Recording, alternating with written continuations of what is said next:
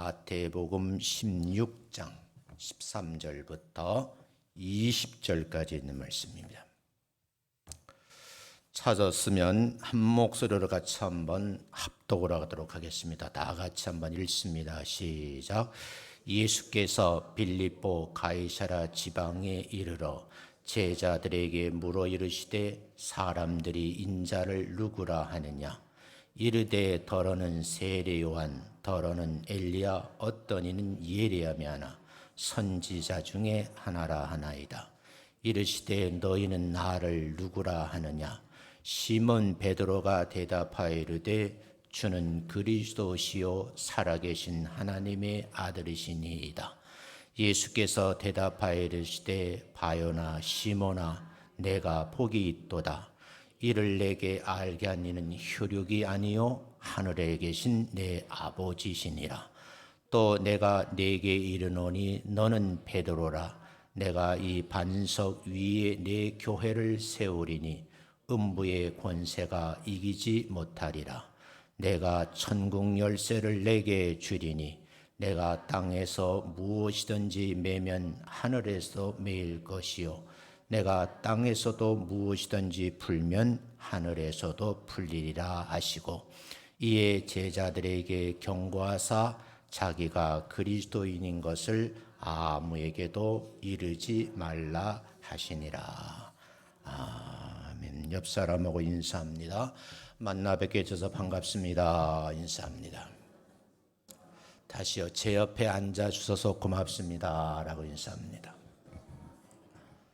다시 옆 사람 쳐다보면서 다시 보니 참 멋있어 보입니다. 시작. 제가 보니까 참 잘생겨 보이셔서 감사드려요. 왜 그렇게 우리 교회 성도들이 예쁜지 모르겠어. 여성들은 참 예쁘고 남성들은 참 멋있는 것 같아서 감사를 드려요. 자, 오늘은 본문 말씀을 좀 소개하기 위해서 성서 지리죠. 지도를 하나 먼저 보도록 하겠습니다. 준비됐나요? 잘 보이시는지 모르겠어요. 오늘 13절에 보면 예수님께서 빌립보 가이사랴 지방이다 그랬어요. 예루살렘에서 보면 아주 북쪽에 있는 지방이에요. 지난주에 설교했던 수리아 안디옥 교회 근처라고 말할 수 있죠. 이 가이사랴 빌립보라는 지방에 이르러서 예수님께서 제자들에게 물어보았어요. 야, 이 지역에 있는 사람들이 나를 누구라고 하느냐? 그렇게 물었더니 어떤 사람은 세례 요한이다. 또 어떤 사람은 엘리야다. 또 어떤 이는 예레미야다. 그런가 하면 선지자 중에 한 사람인 것 같아. 이렇게 답을 하죠. 이 답이 끝나자마자 15절에 보면 그렇다면 너희는 나를 누구라 하느냐 하고 반문을 하셔요. 오늘 이 답을 하셔야 되거든요. 그때에 제자들이 많지요. 그 제자들 가운데 시몬 베드로가 답을 했어요. 나는 예수님을 그리스도라고 믿고 있습니다. 동시에 살아계신 하나님의 아들이십니다. 라고 답을 합니다. 예수 믿는 사람들은 성경 60절을 다 외울 수는 없지만 마태복음 16장 16절 그 가운데서도 주는 그리스도시요 살아계신 하나님의 아들이십니다. 라는 이 말씀을 잊으시면 안 된다는 거예요. 다시 한번 고백하겠습니다. 시작. 주는 그리스도시요 살아계신 하나님의 아들이십니다. 이 물음에 대해서 참 재밌는 거예요. 이 베드로의 신앙 고백을 들으신 곳이 가이사랴 빌립보 지방이거든요. 이후에 성경을 보면 17절에 이렇게 말씀하셔요. 예수님께서 이 대답을 들으시고 바요나 시몬아 부르시면서 내가 복이 있도다 그래요. 이걸 알게 된 건, 네가 깨닫게 된 것은 하늘에 계신 내 아버지가 이런 고백을 하게 하셨다라는 말씀이고 18절에 보면 내가 네게 이르노니 너는 베드로라. 내가 이 반석 위에 내 교회를 세우시겠다라고 말씀하셨어요. 예언 같은 말씀이거든요. 근데 여러분, 예수님이 베드로에게 베드로 같은 신앙 고백을 하는 그 고백 위에 교회를 세우시겠다고 말씀하셨는데, 사실은 예수님께서 십자가를 돌아가신 후 부활 이후에 오순절 마가의 다락방에서 성령 받기를 간구했던 무리들이 있어요. 이 무리들이 기도하고 찬양하다가 성령의 충만함을 받습니다.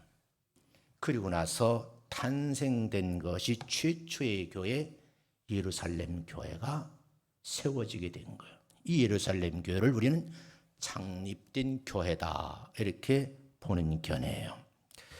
사실은 이 말씀을 가만히 생각을 해보면 참 의미 있는 말씀이에요. 그래서 지명을 먼저 보셨어요. 구약 성경에도 반석이라는 이름이 나와요. 그런데 성경엔 돌판이라고 그랬거든요. 돌판에 기록된 말씀이 있어요. 우린 이거를 십계명이라 그러죠. 돌판에 기록된 말씀은 눈으로 보고 입으로 읽을 수 있는 말씀, 이걸 전체적으로는 로고스라 그래요. 이 기록된 말씀을 로고스라 그러거든요. 이 기록된 말씀을 가지고 그 말씀을 읽다가 묵상하다가 선포되는 말씀을 듣다가 마음에 부딪혀서 내게 들려오는 말씀이 있어요. 성령의 조명하심으로 우리 마음판에 새기는 효력 있는 가르침, 그 은혜를 레마라고 한답니다. 그래서 유명한 또 하나의 문장이 만들어졌어요. 이렇게 기록을 해놨더라고요. 돌판에 기록된 율법은 효력은 없으나 복음은 성령으로 마음에 새기는 효력 있는 가르침이다, 이렇게 소개를 해놨어요. 오늘 이 말씀을 들으면서 이 생명의 말씀이 여러분 마음에 새겨지는 그런 특별한 은혜가 있으시기를 주의 이름으로 축원합니다. 성경 속에 숨겨져 있는 과거 이야기를 좀 하려고 그래요. 예루살렘 성전을 건축할 때 있었던 일이라고 합니다. 원석을 캐내거든요. 그러니까 너무 크니까 이거를 많은 돌을 다루는 사람들이 징을 들고 부수고 나누는 작업을 해요. 근데 성전 공사장에서 돌을 다듬는 소리가 들리지 않았다라고 기록을 하고 있어요. 왜 그랬을까? 당시 예루살렘 성전을 짓는 많은 사람들은 하나님이 계시는 집인데 시끄러우면 안 된다라고 생각을 했대요. 그래서 먼저 자연석을 발굴해서 그걸 쪼개고 부수며 나누는 작업을 하는데, 현장에서 이 작업을 해서 다 다듬어서 운반을 하는 거예요. 그리고 기도하는 마음으로 돌을 쌓아가면서 지금으로 하면 돌로 만든 교회요, 이 성전을 시공을 했다는 겁니다. 교회는 사람이 세우는 것 같지만 실은 교회의 주인이신 예수님께서 세우신다, 이렇게 먼저 전제를 할게요. 사실은요, 이 교회를 세워나가는 데 있어서 자연석 같은 사람을 하나님께서 광야 같은 곳에서 성령의 도우심으로 다듬어지는 거예요. 다듬어지지 않으면 교회의 모퉁이 돌이 될 수가 없는 거죠. 그럼 여러분 보세요.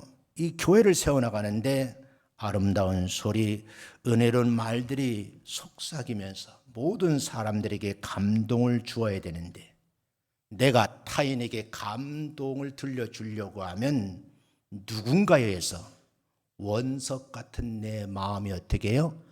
다듬어져야지만 하나님의 나라에 말을 할 수 있는 성도의 자격이 있다, 그렇게 말씀을 드려요.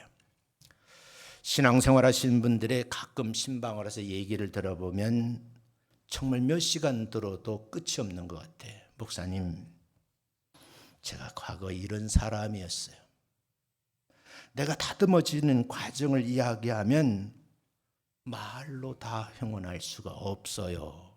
그러면서 몇 가지 내용을 소개하는데 가슴이 뭉클하는 거예요. 저분이 저런 과정을 통해서 다듬어져서 오늘의 아름다운 신앙인의 모습을 표현하고 있구나 하는 그런 생각을 하게 되는 거죠. 옆에 있는 사람이 보면요, 온갖 시련을 당하는 것을 보면서 어떻게 저분에겐 저런 아픔이 있지, 고통이 있지. 그런 거 여러분, 자연석을 다듬는 돌을 다는 전문가는 각종 도구를 들고 소리를 내면서 다듬는 거예요. 왜요? 하나님이 원하시는 사람으로 쓰임받기 위해서는 반드시 다듬어져야 된다는 거죠. 그러므로 교회 안에서 서로 다투거나 싸우는 소리가 들리면 안 된다는 거죠. 무슨 말일까요? 다듬어지지 않으면 여러분 소리가 시끄러운 거예요. 시골에서 우리 어머니가 그 묵을 써서 잡수시는 걸 참 좋아해요. 그래서 시키죠. 아무개야 불러요. 그래서 맷돌을 가져오라는 거예요. 큰 다라에 놓고 메밀을 가는 거예요. 근데 어린 나이에 그거 엄마가 돌리는 게 너무 힘에 부딪혀요. 근데 여러분 아래 돌을 갖다 놓고 윗돌을 딱 맞추면 딱 맞는 거예요. 그리고 뭐를 잡아요? 알아요? 맷돌 손잡이를 말하래? 모르면 숙제. 자꾸 돌리는 거예요. 만약에 돌이 다듬어지지 않은 두 짝에 부딪히면 시끄러워지기만 하지 열매는 결과물은 없는 거예요. 왜 이 말씀을 드리느냐? 믿는 사람들이 교회에 대한 바른 교육이 되지 않아서 교회가 흔들리는 경우가 너무너무 많더라는 거예요. 교회에 대한 바른 가르침을 통해서 세워진 교회에서 섬김에 대한 올바른 바른 몸가짐을 가질 때에 그 교회가 평안해질 수 있다. 이런 말씀을 드리고 싶어요.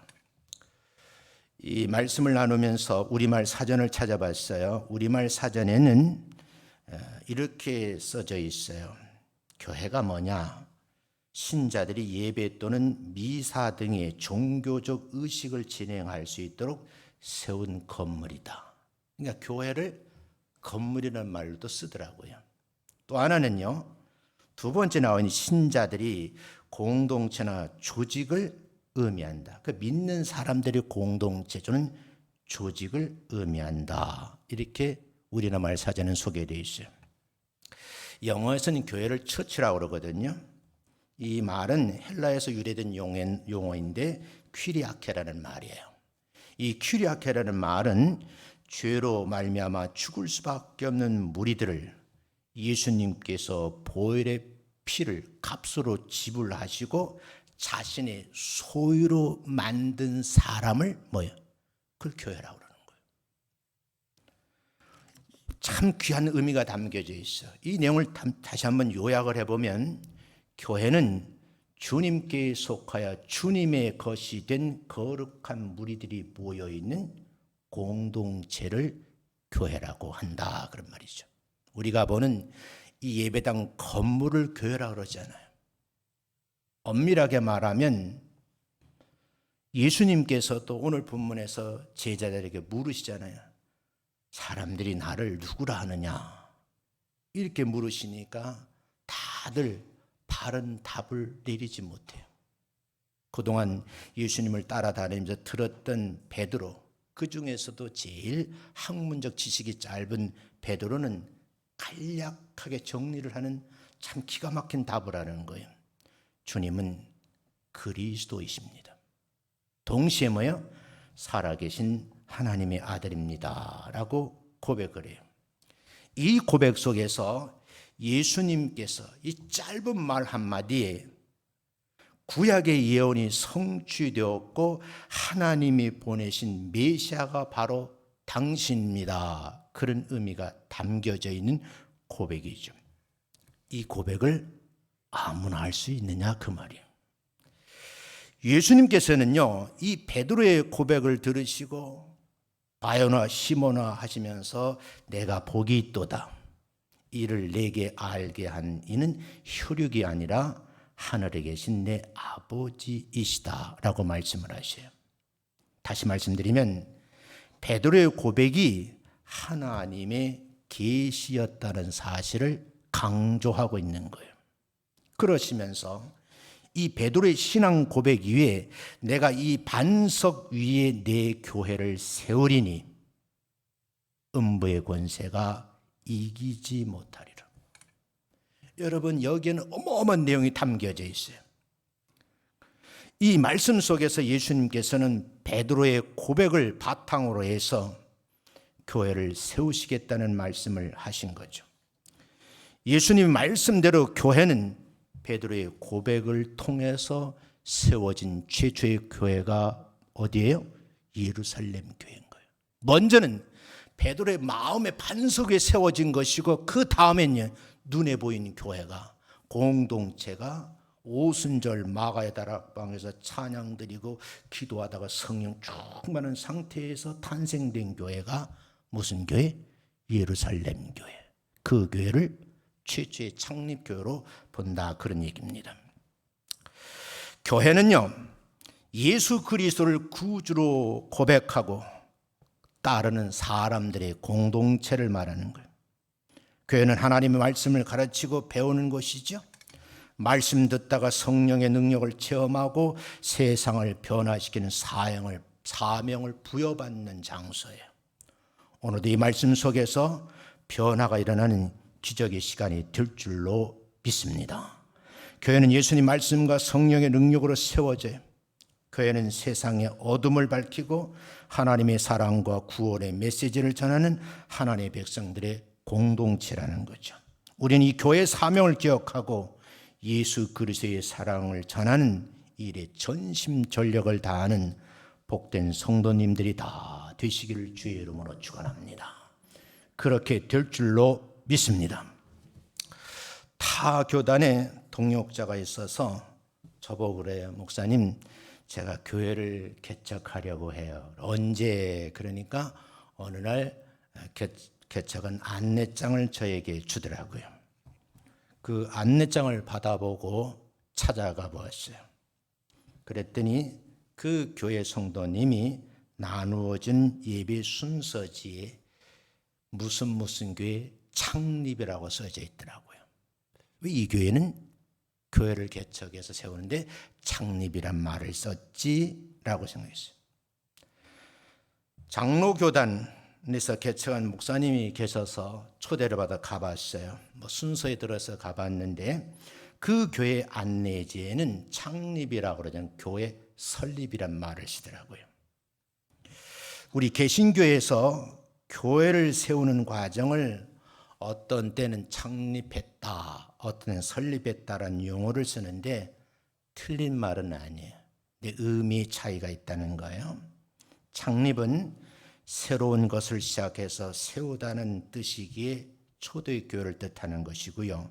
설립은 이런 취지에 맞춰서 어떤 일을 시작하여 세우는 과정을 설립이라고 하는 거예요.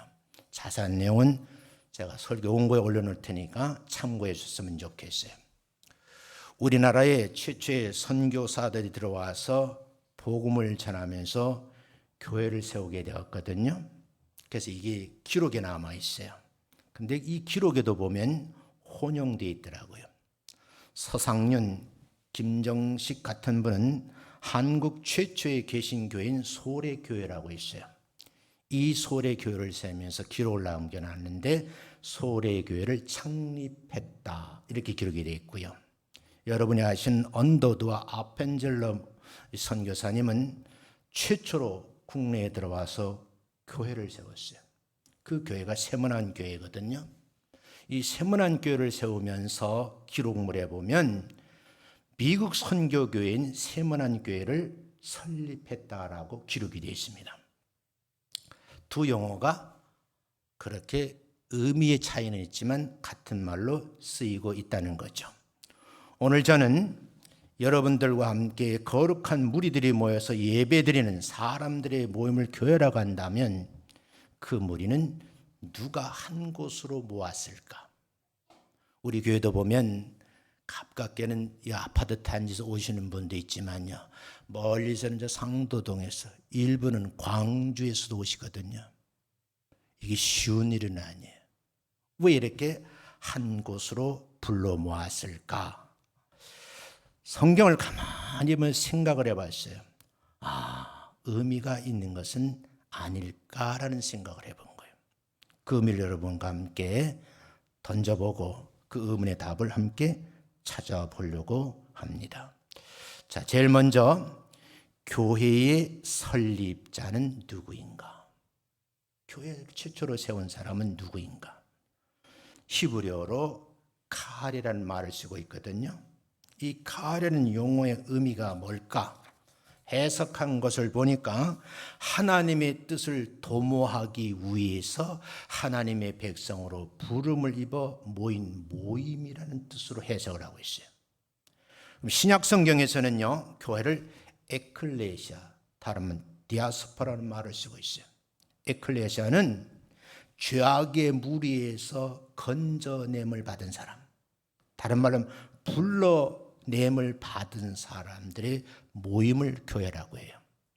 예수님을 자기 인생의 구세주로 믿는 자들의 모임, 그 공동체가 뭐예요? 교회라는 뜻이라는 거죠. 이 의미는 굉장하죠. 얼마나 핍박이 심했으면요, 이들이요, 터키에 가면요, 지하 동굴이 있어요. 수천 명이 그 안에서 생활을 하는 거예요. 상상을 할 수가 없어요. 예수 믿는 사람 잡아 죽이려 하니까 큰 바위에 굴을 파고 그곳에 살았어요. 그 카타콤이라고 그러거든요. 여러분이 터키에 가면 갑바도기아라는 곳에 가보면 이 흔적이 지금도 남아있어요. 얼마나 신앙생활을 하기에 어려움하는지 땅속으로 기어들어간 거예요. 동굴을 파고 들어갔어요. 지금도 보면 터키 여행하다 보시면 이곳에 꼭 관광지니 가보거든요. 이야, 어떻게 이 지하 동굴을 봤을까? 상상을 할 수 없을 정도예요. 잡히면 죽는 거거든요. 끼니를 반드시 뭐야, 보초이 바깥에 나가봐서 어두운 밤에 불을 피워서 음식을 해 먹어요. 낮에는 할 수가 없어요. 근데 그곳에 감옥도 있고요, 예배당도 있고요, 화장실 다 있어요. 지금 여러분 행복한 예배를 드리는 거예요. 누가 간섭하지 않잖아요. 누가 교회 못 가게 하지 않잖아요. 여러분, 교회를 세우신 이유는 예수님을 구세주로 영접하고 구원받은 백성들이 특정 장소인 건물에, 예배당 안에 모여서 말씀을 듣고 교제를 나누고 그 말씀을 배웠으니 다시 가르치기 위해서 세상으로 흩어지는 무리들, 그 무리들을 뭐라 그래요? 교회라 그런다는 거죠. 사도행전 1장 8절 한번 읽어보겠습니다. PPT가 답답하네. 조금 읽어봅니다. 시작. 오직 성령이 너희에게 임하시면 너희가 권능을 받고 예루살렘과 온 유대와 사마리아와 땅끝까지 이르러 내 증인이 되리라 하시니라. 성령이란, 성령이 너희에게 개개인의 심령이 임하시면 그 임한다는 자체가 뭐예요? 능력을 받는다는 거예요. 권능이란 표현을 썼어요. 그러고 나면 증인이 될 수 있다라고 말씀을 하는 거예요.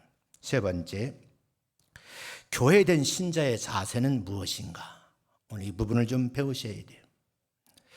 여러분, 골로새서 1장 8절 말씀에 보면 이렇게 기록이 되어 있어요. 성령 안에서 너희 사랑을 우리에게 알리는 자.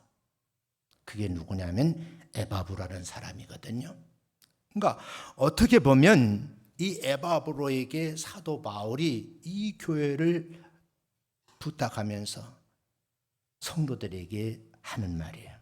성령 안에서 너희를 사랑한 우리에게 알린 자가 있다. 그 자가 누구냐? 에바브라라는 거예요. 이 에바브로에게서 성도와 교회의 관계를 몸의 지체로 설명을 하는 거예요. 구체적으로 관계를 예를 들어 설명한 내용이 갈라디아서 4장 26절이에요. 26절 한번 읽어보면 이렇게 되어 있어요. 읽습니다. 시작. 오직 위에 있는 예루살렘은 자유자니 곧 우리 어머니라. 교회와 성도의 관계를 뭐라 그랬어요? 어머니와 자녀의 관계로 설명하고 있는 거예요. 제가 상담하다 보니까요, 어떤 분이 그래요. 목사님, 나는 교회는 참 좋은데 기도하다 보니까 아버지 하나님 부르면 무섭다는 거예요. 그 왜요? 그러니까 쭉 설명을 하더라고요. 내가 한참 듣다 그랬어요. 당신이 아는 그 하나님을 시아버지로 믿지 말고 친정아버지로 믿어라 그랬어요. 우스갯소리 하겠는데요, 우리 장인 어르신이 저와 함께 오랫동안 살았거든요. 이 전에 있던 교회가 2층이 사택이잖아요. 아래층이 교회예요. 2층, 1층이 멀까 가까울까? 가까워요. 걸음 몇 걸음 옮기면 예배당 아니야. 근데 그 예배당 오기가 참 힘드시더라고요. 어느 날 재미있는 말씀을 하시더라고요. 제가 이제 새벽이 되면 교회 내려가가지고 강단에 엎드려서 기도하잖아요. 내가 기도할 때 처음에 아버지 하고 부르잖아요. 그렇게 기도 안 해요. 기도하잖아요. 그러니까 우리 장인어른이 교회에 오셔가지고 기도하는데 사돈 양반 그러시더라고요. 우리 장인 사돈 양반이라. 아니 사위가 맨날 엎드려 아버지 아버지 하니까 그분은 자기한테는 뭐야? 사돈이라는 거예요. 그렇게도 부르시라 그랬어 내가. 천국 가셨지만 여러분 시작은 그렇게 되는 거예요. 오늘 이 말씀 속에도 보면 예루살렘은 자유자니 곧 우리 어머니라 하는 이 갈라디아 4장 26절을 보면서 어머니와 자녀의 관계로 설명을 하고 있다. 그래서 교회 안에 들어오면 어머니의 품처럼 따뜻하게 느껴지시기를 주의 이름으로 축원합니다. 목사님도 이럴 때는 어머니 같은 모습으로 설교를 해야 돼. 그냥 호령하는 모습으로 우락부락 소리 냈다 지르고 그러면 성도들이 뭐예요? 무서워요. 자, 이 부분을 많이 연구해 봤잖아요. 많은 젊은이들이 실험실에 들어와서 상담하는 내용을 다 정리하는 걸 봤어요. 거기 참석한 95% 정도가 아버지는 어떤 아버지? 무서운 아버지. 나에게 뭐야? 상처를 가장 많이 준 아버지를 기억하고 있더라고요. 저희 애들도 사실은 그렇더만요. 그래서 내가 깨닫고선 지금 가까워지려고 굉장히 노력을 하지요. 자, 요한복음 10장 9절 말씀을 보면 여긴 목장과 양의 관계로 설명을 하고 있어요. 한번 읽어보겠습니다. 시작. 내가 문이니 누구든지 나로 말미암아 들어가면 구원을 받고 또는 들어가며 나오며 꼴을 얻으리라. 여러분, 교회가 뭐냐? 예수님이 내가 문이니 그랬어요. 누구든지 나로 말미암아 들어가고 나온다는 거죠. 그럼 들어가면 뭐 받고 구원을 받고 들어가면 다시 나올 때는 뭐예요?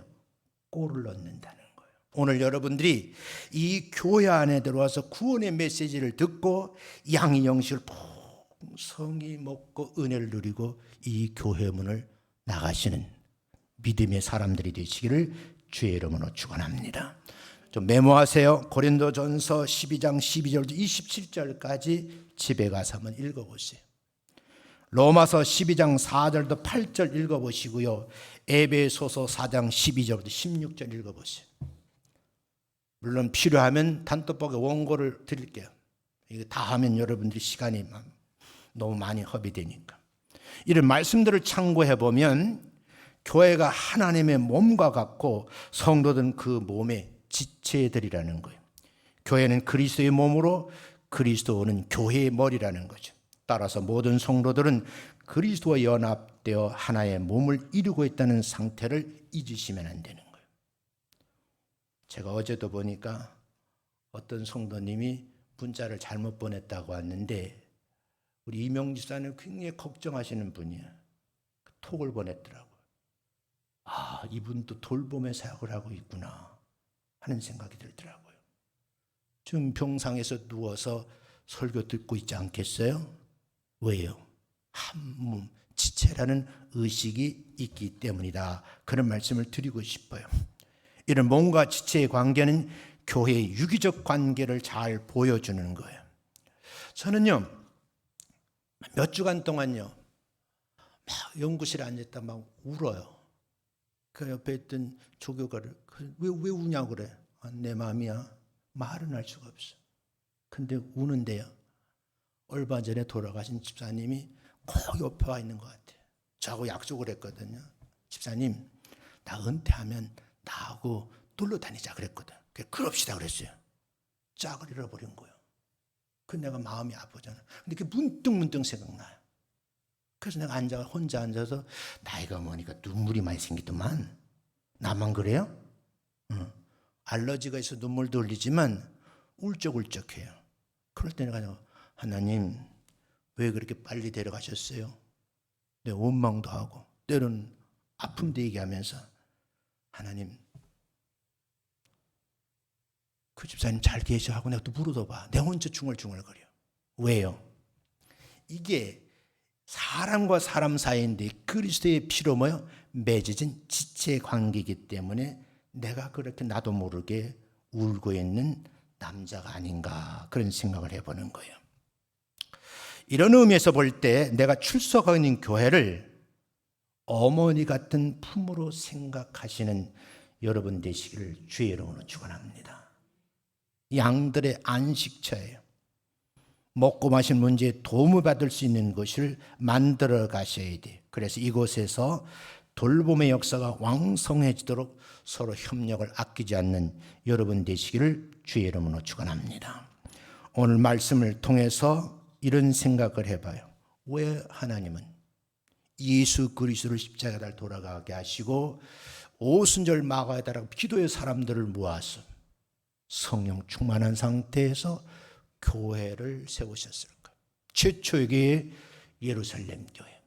그리고 많은 지교회들이 생겨요. 그 지교회들을 설립했잖아요. 이 설립된 지교회의 몸과 지체로 역할을 잘 감당할 때에 하나님의 영광이 드러날 줄로 믿습니다. 교회는 하나님의 말씀과 성령의 능력으로 세워졌고 세상을 변화시킨 사명이 여러분과 저에게 주어져 있어요. 교회의 사명을 기억하고요, 예수 그리스도의 사랑을 세상에 전하는 일을 몸소 실천하셔야 된다. 결론 두 번째, 교회는 예수 그리스도를 구주로 믿고 따르는 사람들의 공동체라는 거예요. 아픔을 느끼셔야 돼요. 통증을 느끼셔야 돼요. 슬픔도 나누셔야 돼요. 기쁨도 같이 공유하셔야 된다는 거죠. 교회는요, 하나님의 말씀과 성령의 능력으로 세워졌어요. 그래서 말씀 듣고 순종하면서 성령의 능력을 구하는 성도님들 되시기를 주의 이름으로 축원합니다. 교회는요, 세상을 변화시키는 사명을 가지고 있는 거예요.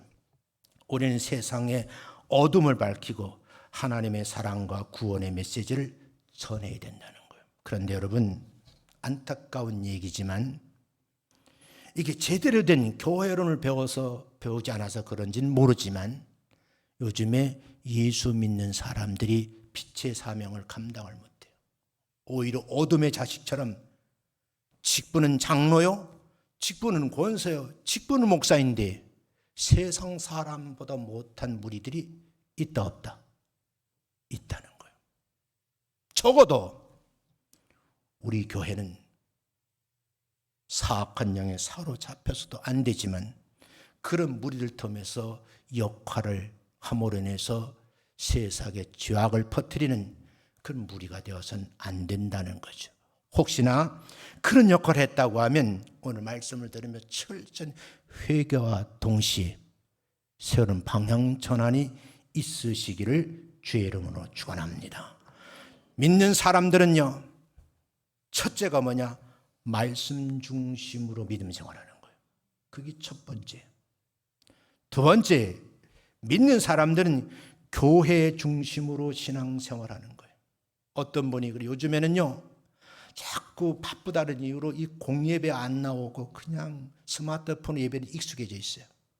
내가 그래서 기도하고 있잖아요. 하나님, 스마트폰이 망가지게 하옵소서. 너무너무 화가 나가지고. 저도 코로나 걸려가 집에 있으면서 내가 예배를 들어봤는데 목사님 나도 예배가 안 되더라고. 내가 그런데 여러분은 어떻겠어? 왜냐니까 나도 모르게 우리 허먹은 설교 듣다가 핸드폰 딱 들고 어디로 가? 화장실 가고 있더라고. 잘못된 줄 알면서 나도 몸이 그렇게 움직이더라고. 근데 교회 오면요, 몸가짐이 다르게 돼요. 그리고 또 우리 교회 목사님들이 또 멋있잖아. 동의가 안 돼요? 나는 우리 권사님들이 너무너무 이뻐. 왜 그런가 하면 어떤 권사님이 나한테 이런 말을 해요. 뭐 어떤 권사님이 말을 했다는 거야. 그래서 뭔 말인가 들어보니까 저기 밝은 빛이 오는 교회는 건축 빚이 많대. 그러니까 우리 빚 갚아야 돼. 그 교회 가지 말자 그랬다는 거야. 근데 가만히 들어보니까 아니 빚은 하나님이 갚으시지 내가 갚아요?